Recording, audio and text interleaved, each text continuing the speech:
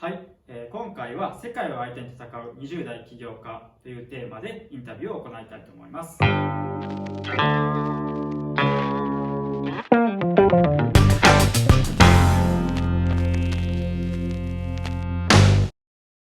まず私、インタビュアーの紹介をさせていただきます。現在、経済学部の4年生をしておりまして、私も実際に、過去にシリコンバレーに行って企業トレーニングを受けた経験があるので、今回のインタビューっていうのはすごい楽しみにしておりました。なのでもう今回のゲストの方に根掘り葉掘り伺いたいと思います。ゲストの方の紹介をさせていただきます。本日のゲストの佐々木あるさんです。はい、はじめまして、滋賀大学経済学部4年生の佐々木あると申します。大学の方では、水泳部に所属しておりまして、3年生から始まるゼミの方では、ファイナンスの、ゼミに所属して、そういった関連のことを専門的に学んでいました。で、実はですね、1年間休学を、挟みまして、その期間にですね、ニューヨークの方に、留学とインターンシップを経験するために行っておりました。で、その経験をもとにですね、現在はハイフンという会社をシンガポールの方に立ち上げまして、そのハイフン社の方では Web3 というような関連の事業領域のプロジェクトを現在進めているという状況でございます。ここに話されていた水泳をその幼少期の頃からやられているっていうことで、そこについてちょっと詳しくお伺いさせてください。はい、ありがとうございます。水泳に関してはですね、実は2歳から、スクールに通っておりまして、でかなり本格的にずっと選手としてやっていたんですが、中学校1年生の頃からですかね、全国大会に出場できるようになりまして、でそこからはずっと毎年、全国大会に出場させていただいたりしておりました。で、例えば、ジュニアオリンピックに出場させていただいたりだとか、高校時代はインターハイとか、あと、オープンモータースイミングっていう、海を、か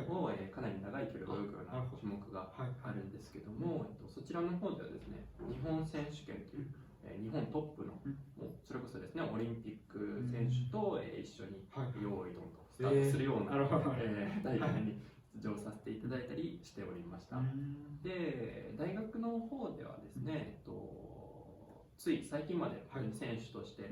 大会に出場しておりまして、で一応大学の方でも全国大会に出場させていただいたりっていうような、私の水泳の経歴でございます。なんか起業っていう今回テーマだったんで、起業にだけ進まれているのかなっていうふうに考えたんですけど、そうではなくて部活もかなり成績を残されているっていうところだったんですね。結構個人的には水泳をしっかり頑張りたいなというところで頑張っていました。すごいと思います。ありがとうございます。ニューヨークで留学をされていたっていうところをお聞きしたんですけど、ニューヨークで実際に何をされてたんですかね。そうですね、ニューヨークにいた期間は前半が留学という形で、後半はインターンシップというような形でニューヨークの方にはいました。で、前半の留学はそのまま留学というような形なんですが、後半のインターンシップに関しては、フードトラックっていう、移動販売車みたいなものですね。そちらで日本食を売ったりだとか、またもう一つですね、ベンチャーキャピタル、いわゆる投資会社みたいなものですね。で、そちらでインターンシップを経験したりしておりました。で、そのインターンシップの内容としては、投資先のデューデリジェンスであったりだとか、リサーチ業務であったりだとかっていうのがメインになってきますね。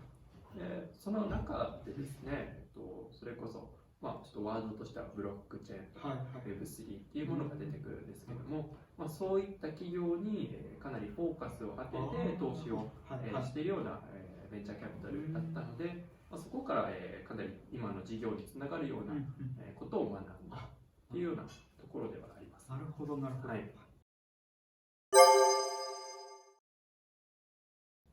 なんか今そのされていたことをお聞きすると、こう大学生がやることにしては、例えばそのフードトラックの営業だったりだとか、そのベンチャーキャピタルでの、業務だったりっていうのはもうかなりこう難易度が高いかなって思うんですけど、でかつその海外でのその生活も大変じゃないですか。なんかこうその中でもこう一番苦労したこととかあったりしますか？はい、そうですね。ニューヨークで一番苦労したことといえばですね、やはり物価の高さみたいな、生活面ですかね。もちろんその今の方が物価が高かったりはするんですけども、僕が留学していた当初もですね、それこそ、日本でご飯を食べるよりも倍ぐらいの費用がかかったりだとかっていうところがありました。で、留学費用だったりインターンシップの費用っていうのはもう全て自分で賄っていたっていうところがありますので、かなり出費が痛いなっていうですよね、ところではありましたね。はい、そこっていうのをどう乗り越えられたとかっていうのはありますか？はい、そうですね、留学前に、バイトをして貯めたりだとか、奨学金の方に、応募させていただいて、奨学金をいただいたりだとかっていうのが、その資金の、資金面になってきますね。こうなんか聞くとこうキラキラしたそのキャリアのように聞こえるんですけど、実際はなんかこうそういったバイトを実際にして自分でお金を貯められてるとかっていう、こう地道な活動っていうのもこうされてたっていうところですね。そうですね。なんか参考になります。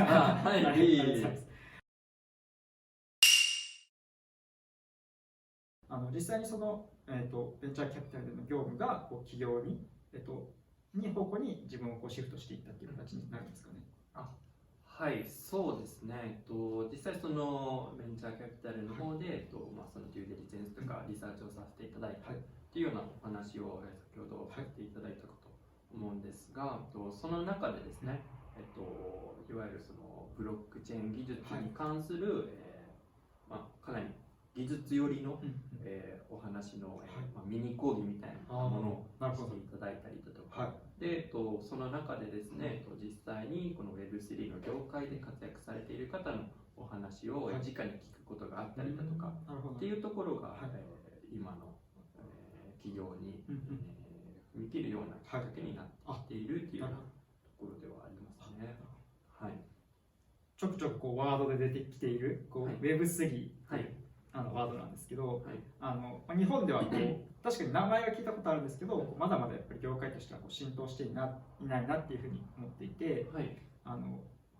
のでまずこうそもそも Web3 って何なのかっていうところをちょっと、説明をお願いします。ありがとうございます。そうですね。簡単に言うと Web3 は、データの所有権が、ユーザーに委ねられている、分散化された Web みたいな風に、捉えていただければいいんですが、それを説明するにはまず、Web2 とか、そういったところからお話しさせていただくのが良いかなというふうに思うんですが、その Web2 っていうのは、いわゆる、プラットフォーマービジネスみたいなふうに言われたりすることがあるんですね。それこそ例えば、YouTube に関してお話しさせていただくと、YouTube の中で、YouTuber の方々ってかなり稼がれているというような印象があるかと思うのですが、その YouTuber とか、その YouTube 全体を通して一番、お金を稼いでいる、収益を上げているっていうのは、どこだと、誰だと、YouTube の中で一番収益を上げられているのは誰だと思いますか？誰なんですかね。ヒカキンとかですかね。ヒカキンさんはもしかしたら一番っていうわけではないんですけども、YouTuber の方々よりもやはりその YouTube 本体ですね。そうですね。一番利益というか収益を上げているというような状況であります。ただ、YouTube のビジネスを考えていただくと、YouTube 自体に一番貢献しているのっていうのは、やはりその YouTuber、動画をアップロードしてくれる YouTuber の方々であったりだとか、その動画を視聴してくれる、ユーザーの方々であったりだとかっていうようなところがあるかと思います。なんですが、その中で一番、収益を上げている、利益を得ているのは YouTube だっていうようなところ、これがいわゆるプラットフォーマービジネスみたいなところですね。でただその Web3 に、移行していくにあたって、それが、一つの中央集権的な企業が利益を搾取するみたいなところではなく、全てのユーザーが、いわゆるちょっと語弊があるかもしれないんですけども、平等にといいますか、公平に、利益を得られる、そのプラットフォームに対する、貢献度に応じて、利益を得られるみたいなところがあったりするっていうのが、Web3 ですね。かなり、私が海外でいろんな方の話を聞いていく中で、それこそですね、今までの GAFA とかで働かれている方々が Web3 に移ってきたりだとか、伝統的な金融の、投資銀行の方で働かれている方が Web3 の方に移ってきているみたいなパラダイムシフトが、かなりその現地では感じられたなっていうところはありますね。そこをこう見られたことで、佐々木さん自身もその業界に進みたい、そこで起業したいって思ったのが、きっかけっていうところにつながるんですかね。はい、そうですね。きっかけみたいなところで言うと、かなりその海外の方で刺激を受けたっていうのが大きいですね。はい。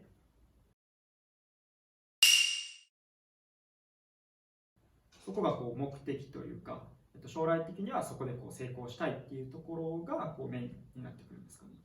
そうですね。その Web3 で起業する目的みたいなところで言いますと、ちょっと話が戻ってしまうんですが、僕はですね、グラミン銀行を設立して、ノーベル平和賞を受賞したムハンマド・ユヌスのような、事業をしたいなというふうにずっと思っていたというところがあるんですね。簡単に言うと、マイクロファイナンスの事業とか、継続的に人々を貧困から脱出させるみたいなことですね。でただ、それに対するなんかいいアイディアがあるっていうようなわけでもなく、で一度就職をして、アイディアなどを見つけて経験を積んで、何か事業を起こそうというふうに最初は思っていたんですね。ただ、学んでいくにつれて Web3 を突き詰めていけば、そういった方々を貧困から脱出させることができるっていうふうに、もう確信したというところがありますね。っていうのも、一つもすでに事例があったりするんですが、アクシー・インフィニティというブロックチェーンゲームがあるんですね。で、それがかなりフィリピンとかで流行っていたりするんですが、実際にですね、そちらを通してフィリピンの貧困層から脱出したみたいな方々がかなり多く存在しているっていうようなところがあります。で、それは一つの事例なんですが、Web3 においてはファイナンス領域とかのプロジェクトもあったりするんですが、その中央集権的な企業、いわゆる今までの銀行とかが、なくても、その、事業が進んでいくっていうところがあるので、スマホさえ持っていれば、お金の貸し借りとか管理ができるっていうような世界が実現していくんですね。でそれこそ世界には、大体17億人くらい銀行口座を持たないというか持てない方々がいるんですね。でその中でも3分の2くらいの方々はスマートフォンを持っていたりとかネットの環境があったりっていうような状況ではあるんですが、そういった方々に対してもお金の貸し借りだったり管理とかっていうのができるようになっていく。さらに今まで仕事ができなかった方々に対しても、仕事を与えて継続的に貧困から脱出させていくことができるっていうような、ところがありますね。なので、そういった観点から、Web3 を突き詰めて、もう世界を大きく動かしたい、世界にイノベーションを与えたいというようなところが、すごいちょっと壮大な話になってしまうんですけど、僕の心の中にはあるっていうようなところですね。Web3 を目的にやってるっていうわけではなくて、Web3 を通して本当に佐々木さん叶えたい夢があって、そこに向かって突き進んでられるっていうことですね。そうですね。一つ目標があって、それにすごい一番いい方法だと思ったのが Web3 だったっていうような形ですね。あありがとうございます。なんかこう経済学部でそのファイナンスのゼミに入られているっていうところとかもなんかこう含めて、はい、全てがこうなんかつながっている感じがしました。はい、ありがとうございます。はい。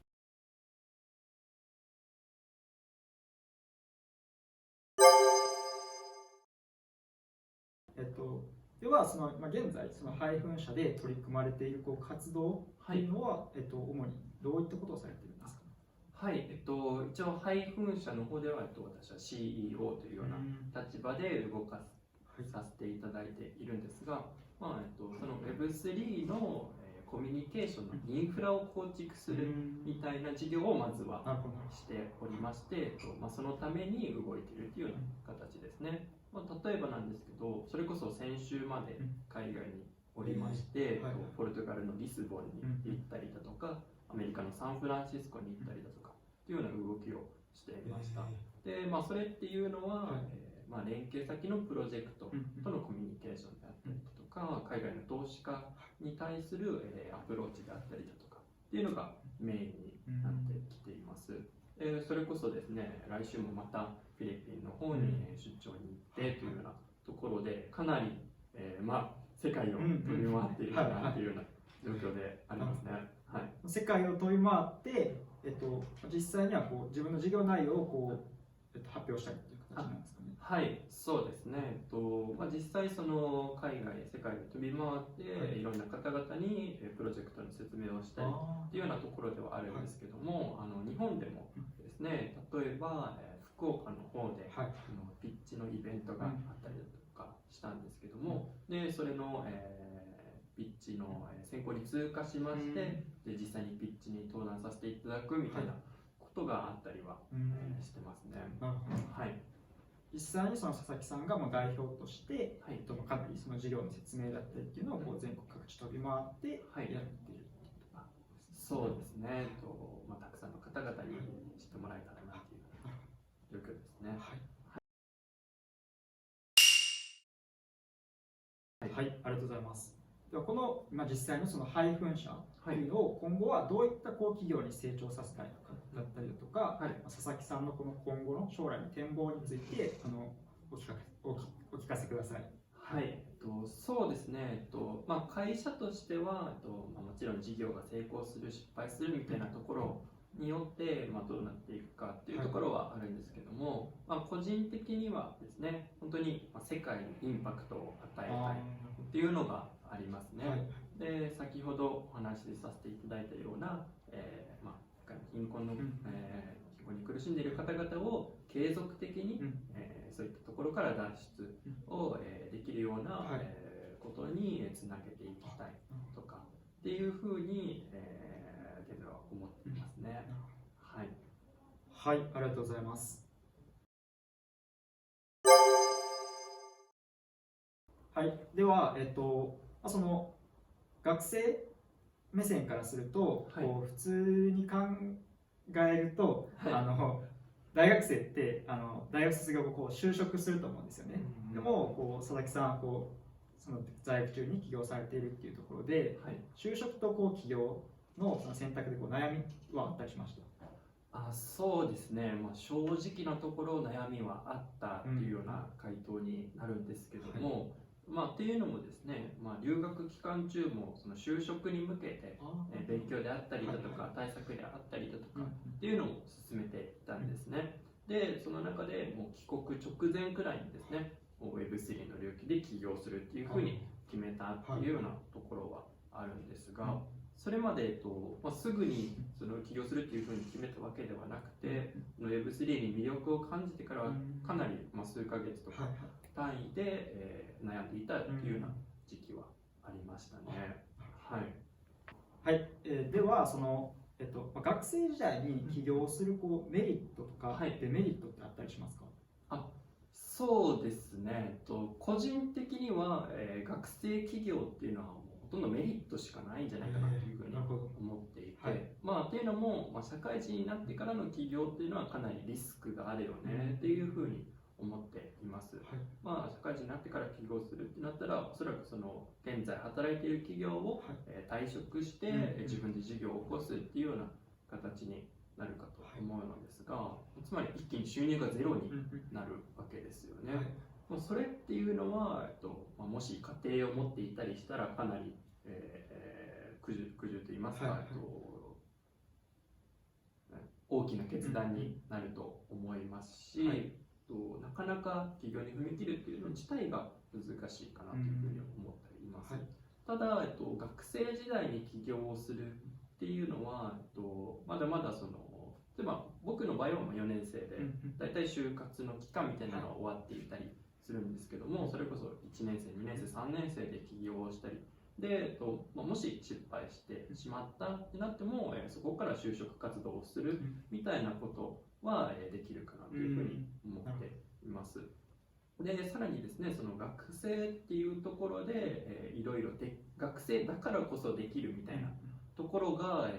実際自分で肌で感じているところではあるので、学生でもし何かいいアイデアがあって起業したいみたいな人がいたら思い切って踏み込んで、例えば休学とかしてもいいかなと思いますし、思い切って踏み込んでもいいんじゃないかなとは思いますね。はい。学生ならではの失敗できる環境であったりだとか、学生ならではのメリットっていうのが起業に対しては結構あるっていうところです。そうですね。個人的にはすごくそこは感じているなっていう部分ではありますね。はい、ありがとうございます。